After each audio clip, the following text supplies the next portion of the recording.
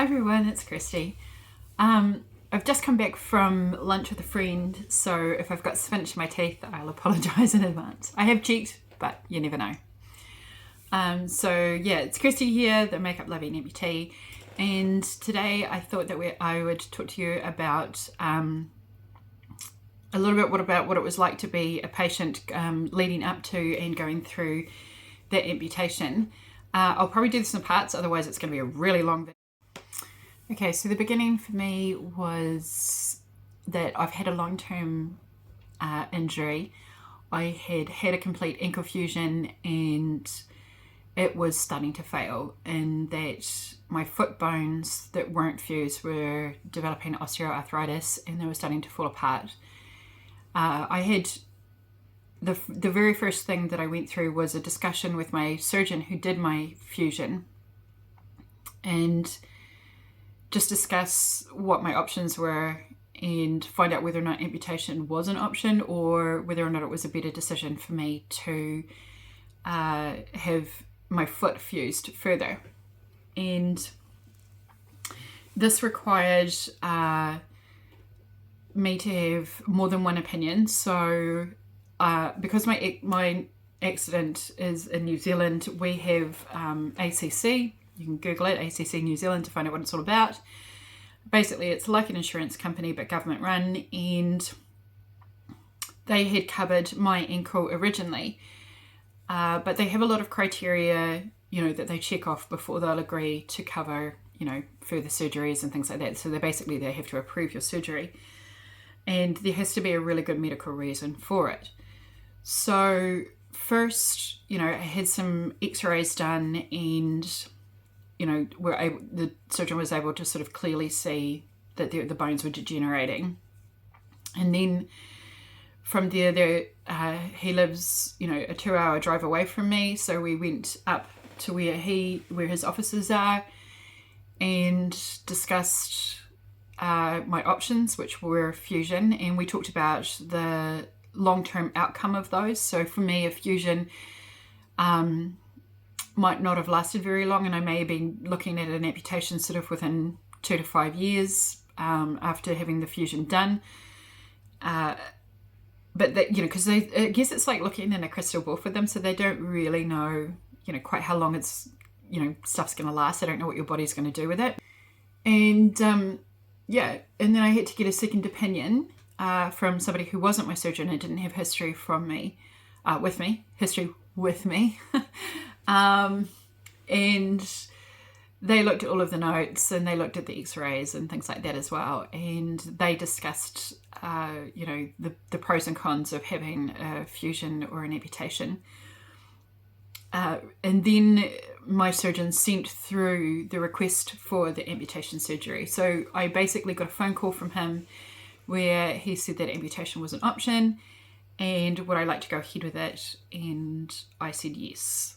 Leading up to this, I had started, doing my own research. I was looking online, I was looking on YouTube at other people's stories just to see what might be better, what might be worse. And I found it really difficult to find a consistent theme. And I think that's because everybody's experience is so unique. And I think also that a lot of amputees don't have the confidence maybe to talk about their story. And I think some of that is the type of people that they are. And I think also it's their perception of what's happened to them too, and whether or not they feel comfortable talking about it. So it's very individual. So then what happens is ACC send it through to an independent medical person, another surgeon, basically, an orthopedic surgeon. And they went through all of my history as well as the current recommendation to see whether or not amputation was indeed the best outcome for me. And that can take ACC up to 3 months to do. I think it took them 10 weeks in my case. And that was a really, really tough 10 weeks because my pain was increasing. I was finding it more and more difficult to walk, to sleep, and once you start losing sleep, you don't function. And I was just getting really overwhelmed again, and I felt terrified that ACC would decline it and that I would have to go with the fusion and have a surgery that might not last very long and then still result in me having to have an amputation because there'd be nothing left to fuse. And that just had like a real nightmarish quality for me, having to potentially have a surgery that wasn't going to last, that I was going to be in pain, and but at the same time there was all the fear of having an amputation and the fact that you could be left in pain, you could have severe nerve damage, it might not go well. I have ended up having a second surgery, which I'll talk about it in another part of this little series. But so there was all of the stress and the anxiety and the waiting to find out about that. And I'm pretty sure I was a nightmare to live with leading up to that. And it felt really bizarre to advocate to lose for part of your body, and to fight a system for it. But I was getting myself really get up for that. And then ACC said, yeah, no, this is definitely the right outcome for her. And there was just this massive sigh of relief for all of about 6 seconds. And then I freaked out and burst into tears, because then it was the reality, hitting you that you were heading into losing part of your body. And one of there was just so many questions and so many fears. What if you've made the wrong decision? What if you've jumped the gun? What if you end up in pain for the rest of your life? What if people treat you different? What if you can't go back to work? What if your partner finds you ugly? What if their partner leaves and then you have to find a new partner and you're not a complete and whole body? The what ifs. There was no end to the what ifs for me. I honestly just freaked out for probably about a week. I think I seemed on the outside like I was okay, but internally I was just a mess. And I'm pretty sure it took 3 months from the decision from ACC to say that I could have this amputation to me actually having the surgery. That was probably one of the longest 3 months of my life.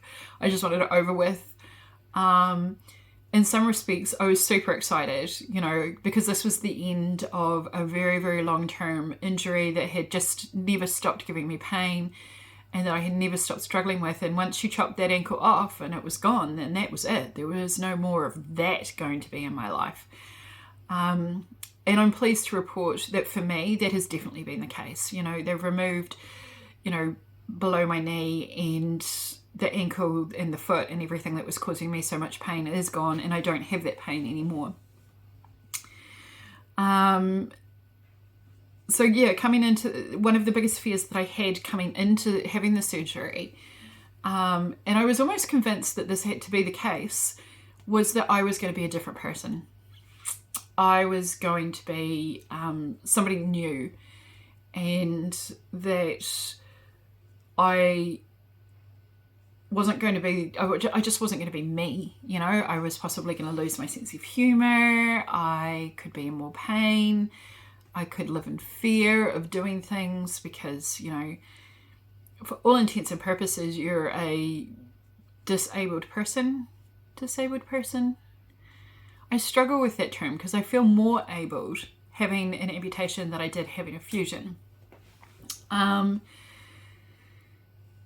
So I was really worried that I was going to lose who I was in the changes that happened to my body. And I suppose as a woman, you do that.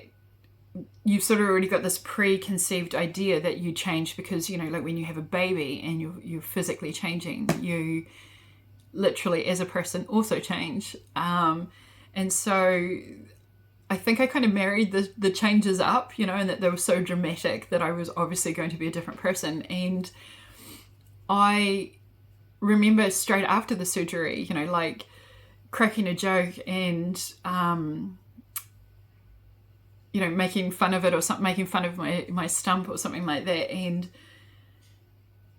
just being super relieved super, super relieved that I still had my sense of humour. Like, I'm not sure where I thought it went or where it was going to go, but I was fairly convinced that I was going to be a different person, and that, yeah, I was going to have to remake myself, and I didn't know who I was going to be.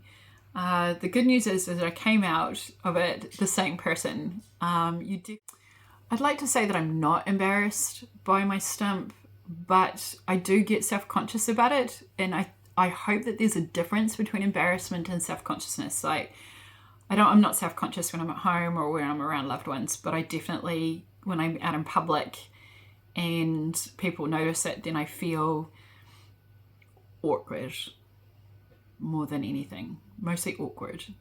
Like, I don't want to make eye contact with them because I really don't want to initiate a conversation, which is weird because I'm happy to share my story. But yeah, I don't want to talk to people about it. I don't know why I'm like that. Leading up to the amputation, I even tried to scare myself with, like the scary stories of what can happen to amputees in an effort to, sort of prepare myself for potentially the worst thing that could happen, or even just learn what might be the worst thing that could happen. Those stories I found pretty hard to find online. I must admit, I didn't look very hard. I wasn't real keen on those ones. I got quite angry with my husband a few times when I really was serious. Those times where you're really seriously questioning, shit, am I doing the right thing? And this is a big thing, taking off a piece of your body is massive. And he would be very sort of like, everything's going to be fine. Everything's going to be okay. You're going to be fine. Everything's going to work out great. And I just wanted to scream at him, like, just stop being a Pollyanna. You don't know that. You aren't sure of that. And I'm afraid that it won't be. And you're not even letting me be afraid. You're just wanting me to be all good with this, and to be really, really convinced that I'm going to pull this off. And I felt pressured by that, but that's not what he was intending at all, obviously. He was trying to kind of keep my spirits up in times where I was, communicating that they were down. But I was just feeling so irrational that I couldn't really see it for what it was at the time. Hindsight, wonderful thing. So, if you're the partner of somebody that's going into having an amputation, be prepared that the person's probably not going to be always rational in their and how they come, like the conclusions that they come to with the discussions that you have. And, your support can sometimes feel like it's blasé or it's too positive. But on the same hand, had he turned around and said to me, oh God, yeah, I'm terrified, this is going to be awful and you're going to have a horrible life and I'm going to have to live with you. That's not what I wanted to hear at all, ever.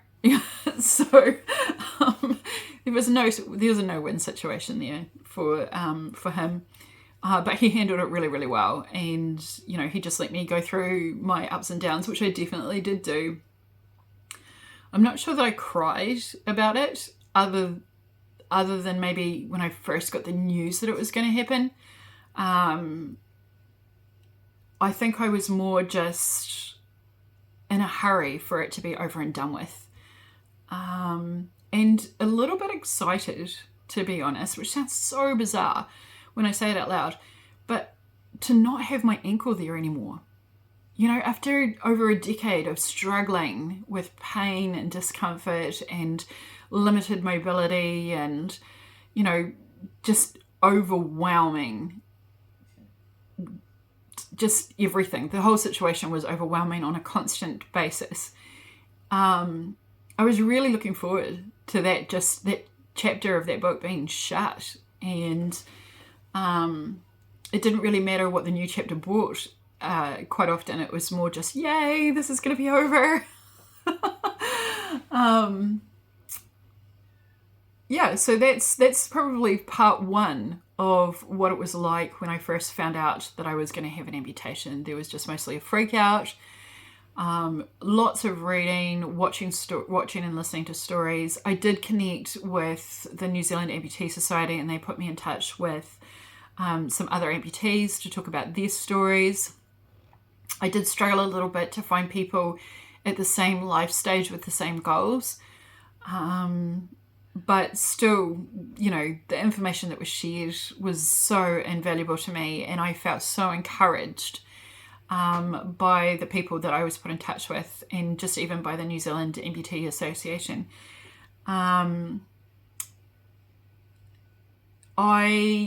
As a, you know, I'm only just over a year into this.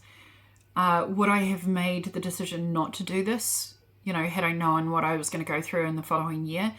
No, I think I still would have chosen the same thing. I think I still would have gone with the amputation over the fusion. Whilst, you know, having an amputation definitely has its challenges, and you've definitely got some things that you've got to work through and overcome, I have firmly closed that chapter of my life with an ankle that caused me a ton of pain and difficulties. And I'm just super, super grateful that, you know, medically this was possible, that, you know, I live in a country where it was funded, and yeah, that I've had the support of family and friends around me that have helped me get through it. So that is part 1 done. I hope that this video has found you in good spirits and that you're having a great day. And I will record the next part of this and what was happened straight after the amputation, and probably the first 3 months after that, because they were really full on. But anyway, have a great day, and I will catch you all in the next video. Bye!